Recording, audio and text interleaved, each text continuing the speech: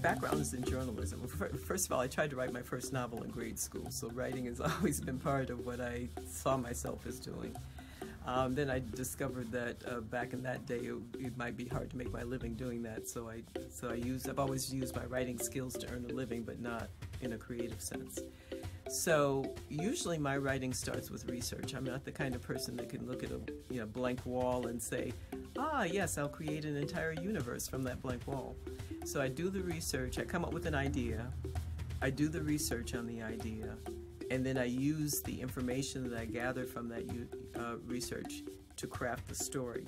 I'm both an author and a playwright, and I did a play that was set in 1859, just before the outbreak of the Civil War, about a group of free women of color who find themselves having to make a decision that might end up putting their families in slavery. And that decision is whether or not to help a person escape slavery. Well, I obviously was not born in 1859, so I did as much research as possible, so I not only knew what people ate and what they wore and what they were reading and listening to, but also the issues that were going on. So that's my first step. And then I go through my research. I not only have the research, but I identify the source in case I need to go back. Then I go through the research and highlight those things that seem to fit with the storyline. Usually once I know the beginning of something and the end of something, I'm ready to write.